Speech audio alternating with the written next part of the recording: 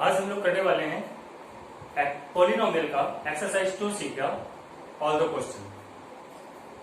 Exercise 2C polynomial. हमारा first question मैंने board पे लिखा हुआ है, सोल्व किया हुआ है। पहले से सोल्व करने का रीजन ये है जिसमें कि मैं आपकी वीडियो टाइमिंग बचा सकूं, क्योंकि लिखने में जितना समय लगेगा कम से कम वो वीडियो टाइमिंग आपका सेव कर सकूं। इस क्वेश्चन में हमारे पास एक पॉलिनोमियल है x to the power 4 plus 1, ये डिविडेंड है, और x माइनस 1 डिविजर है।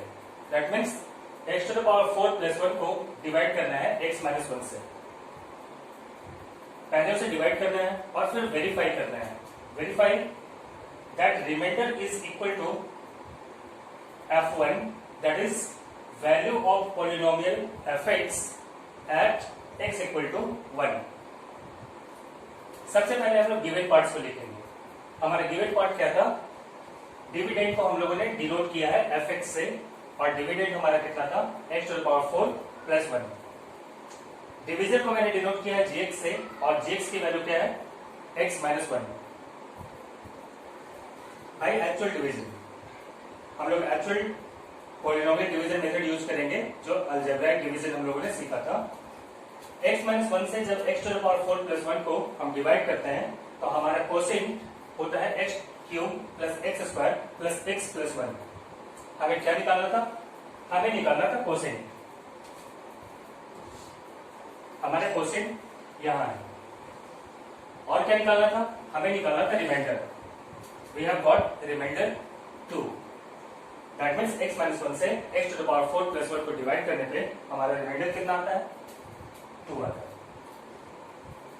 अब हमें वेरीफाई करना है remainder is equal to value of polynomial fx at x equal to 1। ये एक्चुअली रिमाइंडर थ्योरम है। डिवीजन में जो x का वैल्यू आएगा, यहां डिवीजन में जो x का वैल्यू है, उस वैल्यू को जब हम लोग डिविडेंड पॉलिनोमियल में रखते हैं, x की जगह पे इस वैल्यू को पुट करते हैं तो हमें रिमाइंडर मिलता है। यही वेरीफाई करना है। तो f ब्रैकेट 1, जहां x था वहां हमने 1 लिख दिया, तो राइट हैंड साइड में भी जहां पॉलिनोमियल है x की जगह हर जगह 1 सब्स्टिट्यूट करेंगे। x टू द पावर 4 मैंने यहां लिख दिया 1 टू द पावर 4 प्लस 1। 1 पे पावर चाहे कितना भी कर दें, वैल्यू 1 आएगा। सो 1 प्लस 1 इज इक्वल टू 2। तो चाहे रिमाइंडर हम एक्चुअल डिवीजन मेथड से लाएं या इस रिमाइंडर थ्योरम से, हमारे रिमाइंडर दोनों ही हालत में सेम आएंगे, इक्वल आएंगे। यही वेरीफाई करना था, और ये आपका क्वेश्चन नंबर 1 कंप्लीट हुआ।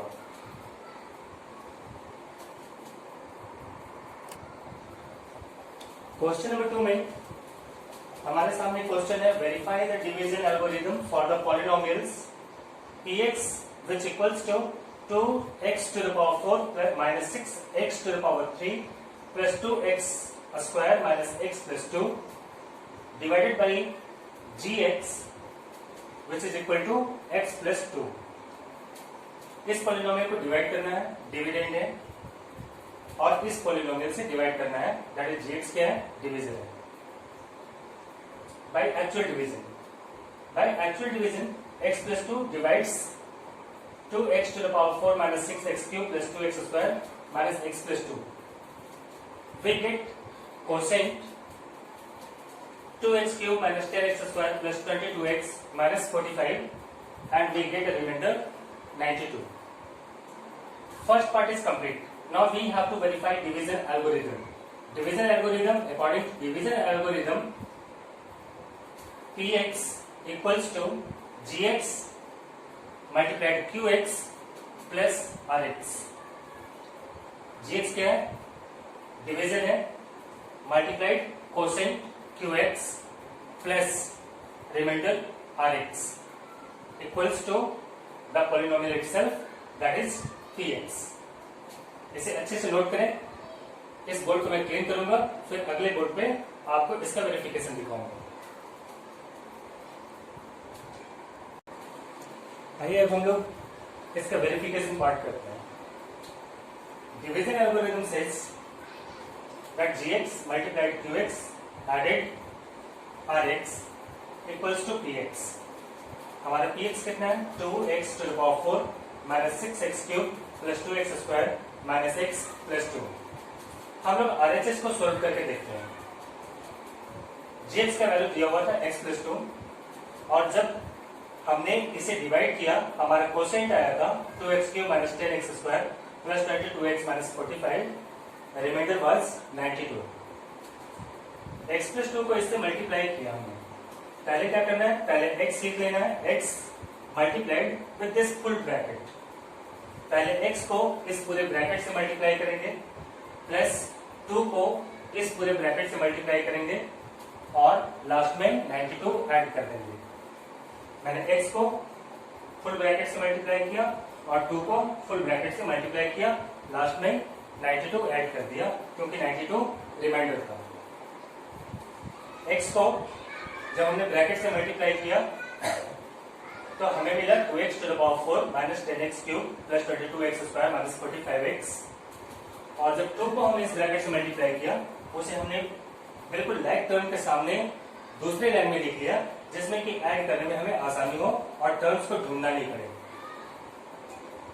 कैलकुलेट करने पे 2x⁴ minus 6x³ plus 2x² minus x plus 2 आया, जो कि इस पॉलिनोमियल का वैल्यू था। इससे ये वेरीफाई होता है that polynomial equals to polynomial px equals to gx multiplied qx plus rx। Division algorithm verified. यहाँ लास्ट में आप लिख देंगे वेरीफाइड। क्वेश्चन नंबर 2 आपका कंप्लीट हुआ। हाँ, ये जो राइट में कॉर्नर पे है ये रफ पोर्शन था, मैं इसे बता दे रहा हूं, इसे आपने नहीं लिखना है।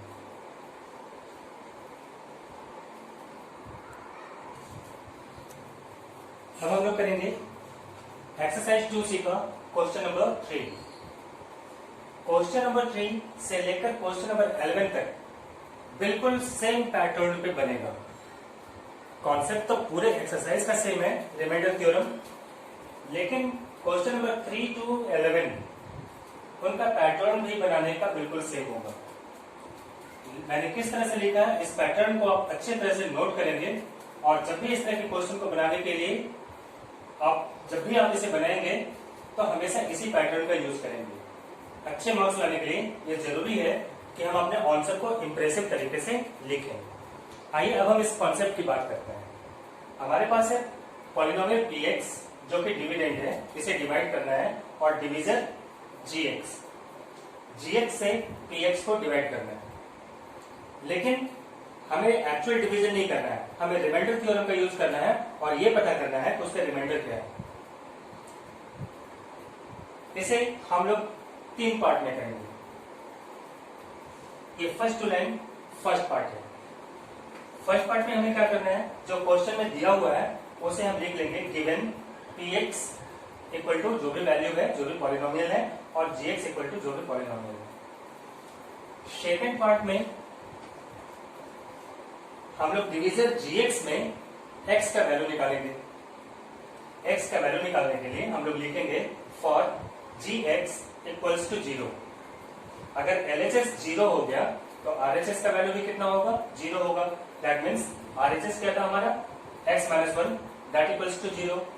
अगर g का वैल्यू 0 है तो x माइनस 1 भी 0 के इक्वल होगा। माइनस 1 को हमने राइट हैंड साइड में ट्रांसपोज किया तो x का कितना वैल्यू आया, 1 आया। अब x के इसी वैल्यू को हम लोगों ने पॉलिनोमियल px में पुट कर देना है।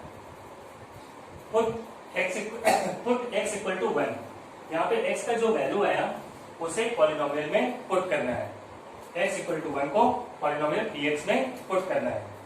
p1 जहाँ x था वहां 1 लिख दिया मैंने, तो value of polynomial px at x equal to 1 equals to, यहाँ था x³ मैंने लिखा 1³ माइनस 6x², 6 कांस्टेंट है उसे वैसे ही लिख देंगे, 6 इंटू x² की जगह पे 1² प्लस 9 मल्टीप्लाइड x की जगह 1 प्लस 3।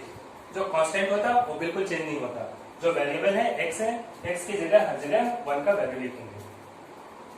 इसे कैलकुलेट करने पे हमारा रिजल्ट आया 7, और ये जो 7 आया यही इसका रिमाइंडर होगा। आप चाहें जिसको एक्चुअल डिवीजन से फिर से वेरीफाई करके देख सकते हैं। बिल्कुल इसी पैटर्न पे आपने 3 to 11 को सोल्व करना है। इसके आगे के क्वेश्चन मैं अभी फिर डिस्कस करूंगा।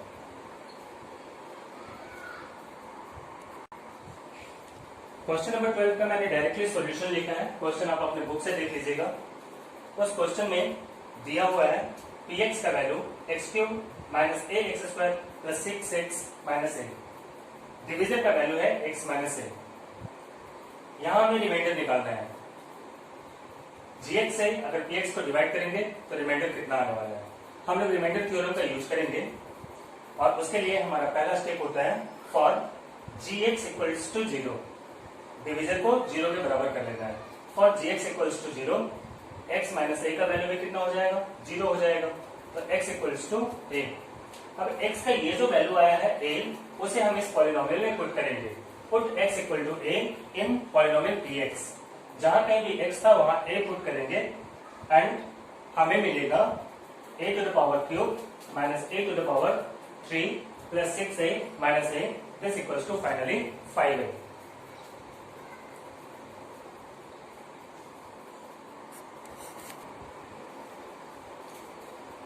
अब हम लोग करने वाले हैं क्वेश्चन नंबर 13। सबसे पहले हम क्वेश्चन नंबर 13 को सोल्व करने के लिए कौन कौन से स्टेप हमें करने हैं इसे समझते हैं। इसमें हमारे पास दो पॉलिनोमियल है। पहला पॉलिनोमियल है px और दूसरे पॉलिनोमियल को मैंने डिनोट किया fx से। डिवीजन है gx which equals to x minus 2। Now the question is, अगर हम लोग fx को और px को दोनों को सेम डिवीजर से डिवाइड करें, फर्स्ट पॉलिनोमियल को और सेकंड पॉलिनोमियल को दोनों को हम एक ही डिवीजर से gx से डिवाइड करें, तो डिवाइड करेंगे तो दोनों का रिमाइंडर आएगा। हमें ये साबित करना है, साबित नहीं करना है। दिया हुआ कंडीशन ये है कि remainder when fx is divided by gx equals to remainder when px is divided by gx। fx को gx से डिवाइड करने पे जो रिमाइंडर आता है वो बराबर है px को gx से डिवाइड करने पे जो रिमाइंडर मिलता है उसके। यानी दोनों ही केस में हमारा रिमाइंडर सेम है। और तब हमें कैलकुलेट करना है वैल्यू किसका, a का। We have to calculate the value of a। एक कंडीशन दिया हुआ है, px को gx से डिवाइड करेंगे तब जो रिमाइंडर आएगा वो fx को gx से डिवाइड करने पे आने वाले रिमाइंडर के बराबर होगा। उधर मैंने रफ इस पूरे लैंग्वेज को, ये पूरे कॉन्सेप्ट को मैंने बोर्ड पे लिख दिया है। उसे ध्यान से देखेंगे तो ये बात आप अच्छी तरह से समझ जाएंगे।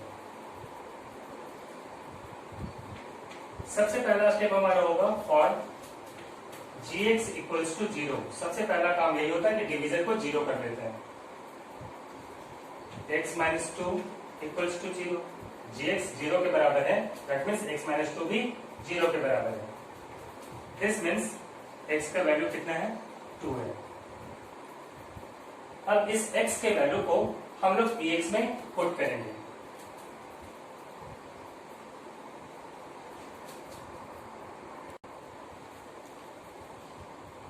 gx से x का वैल्यू कैलकुलेट करके हम उसे पॉलिनोमियल px में रखते हैं। जहां x था उसकी जगह हमने 2 पुट किया और हमारा रिजल्ट आया 22 minus 2a।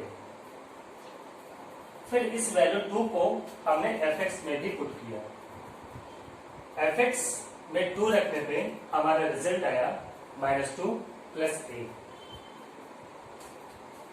According to question p2, that means first polynomial का रिमाइंडर सेकंड पॉलिनोमियल के रिमाइंडर के बराबर है। p2 किसे डिनोट कर रहा है, रिमाइंडर को। f2 किसे डिनोट कर रहा है, रिमाइंडर को। gx में से x का जो वैल्यू होता है, अगर उस पॉइंट पे p और f का वैल्यू निकालेंगे तो वो दोनों का रिमाइंडर मिलेगा और दोनों का रिमाइंडर क्वेश्चन में दिया हुआ है, इक्वल है। दैट मीन्स p2 का remainder 22 minus 2a is equal to f2 का रिमाइंडर -2 प्लस a। दोनों रिमाइंडर को मैंने इक्वेट कर दिया, एक लीनियर इक्वेशन मिला। इसमें वेरिएबल a बन गया और a का वैल्यू हम लोगों ने निकाला, ये 8 आता है। पूरे कॉन्सेप्ट को अच्छे से समझिए और पूरे लिखने के पैटर्न को सही तरीके से कॉपी में नोट कीजिए, जिसमें कि आप इसे दोबारा कर सकें। क्वेश्चन नंबर 14 में एक पॉलिनोमियल है px जिसका वैल्यू दिया हुआ है। इस पॉलिनोमियल को डिवाइड करने के लिए दो अलग अलग डिवीजन हैं। पहला डिवीजन है g1x और दूसरा डिवीजन है g2x। g1x में से x की वैल्यू हमने निकाला, दैट इक्वल्स टू 1, और g2x में हमने जब x की वैल्यू निकाला वो है -1। gx में जो x का वैल्यू आया उस वैल्यू को जब हम px में पुट करेंगे तो हमें रिमाइंडर मिलता है। तो g1x में हमें वैल्यू मिला 1 को जब हम पॉलिनोमियल में पुट करते हैं तो दिया हुआ है कि रिमाइंडर कितना आता है, 5 आता है। क्वेश्चन में दिया हुआ है कि जब हम px को g1x से डिवाइड करते हैं तो हमारा रिमाइंडर 5 आता है। और रिमाइंडर थ्योरम के अनुसार हमारा रिमाइंडर क्या होगा, p में 1 की वैल्यू रखेंगे। तो p में जब हमने 1 की वैल्यू रखी तो हमारा LHS कैलकुलेट करने पे -a + b आया और RHS दिया हुआ था 5। LHS RHS को इक्वेट करने पे हमें एक इक्वेशन मिलता है -a + b which equals to 3।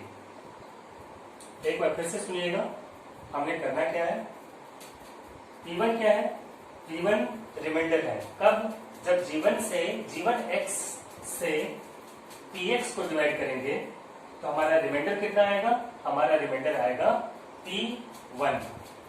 क्यों, क्योंकि g1x में यही x का वैल्यू है।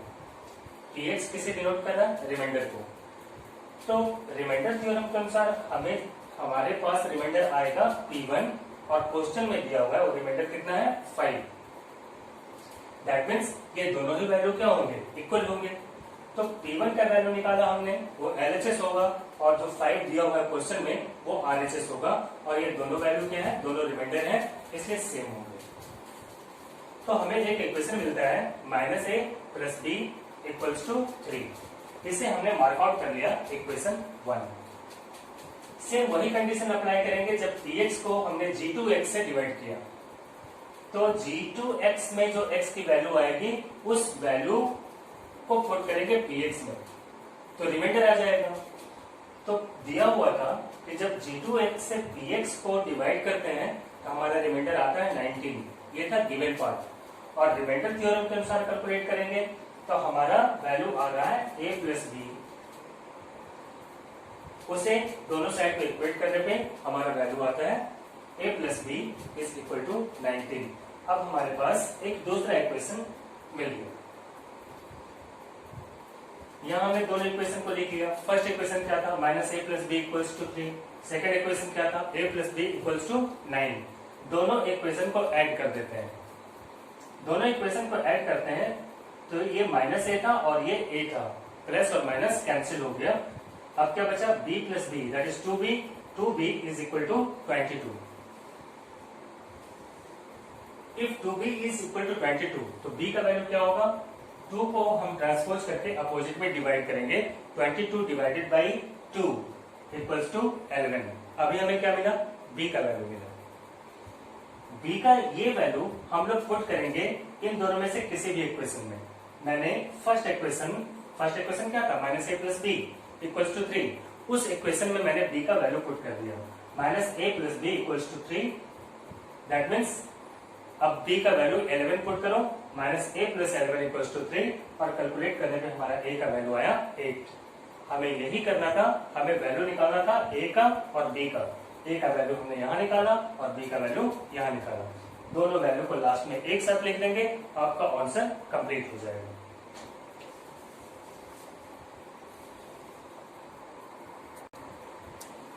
क्वेश्चन नंबर 15 में दो पॉलिनोमियल दिए हुए हैं। पहला पॉलिनोमियल है px और दूसरा पॉलिनोमियल है gx। हमें प्रूव ये करना है कि px is not a multiple of gx। px gx का मल्टीपल नहीं है। ये कैसे साबित करेंगे, इसे साबित करने का मतलब है हमें ये साबित करना है कि जब px को gx से डिवाइड करें तो हमारा रिमाइंडर 0 नहीं होगा। अगर एक पॉलिनोमियल को दूसरे पॉलिनोमियल से डिवाइड करने पे रिमाइंडर 0 हो जाए, इसका मतलब है कि ये मल्टीपल है, px मल्टीपल है और gx फैक्टर है। लेकिन अगर रिमाइंडर कुछ भी बच जाता है तो इससे ये साबित होता है कि gx is not a factor of px या px is not a multiple of gx। इसे करने के लिए हम लोग रिमाइंडर थ्योरम यूज करेंगे। रिमाइंडर थ्योरम में हम लोग डिवीजन में x की वैल्यू कैलकुलेट करते हैं। तो gx दिया हुआ है x minus 2, for gx equals to 0 we get x का वैल्यू 2। x के वैल्यू 2 को हम लोग पुट करते हैं इस पॉलिनोमियल px में, दैट इज p2। p2 क्या बताएगा? रिमाइंडर बताएगा। p2 का वैल्यू हमें चेक करना है कितना है। p2 का वैल्यू कैलकुलेट करने पे जहां कहीं भी x था मैंने वहां पे 2 पुट कर दिया और वैल्यू कैलकुलेट करने पे आया -7। p2 दैट मीन्स रिमाइंडर कितना आया? -7। रिमाइंडर 0 के बराबर नहीं आया। जब 0 के बराबर रिमाइंडर नहीं आया तो ये बात साबित हो जाती है कि px gx का मल्टीपल नहीं है। इसे लास्ट में लिख देंगे, जहां ये इसके ठीक नीचे लिखेंगे। यहाँ स्पेस लिखने में कन्वीनियंस की वजह से मैंने यहाँ लिख दिया, आपने इसे कॉपी में इसके नीचे लिखना है। That is reminder. रिमाइंडर क्या था? p2। p2 is not equal to 0। This means px is not a multiple of gx।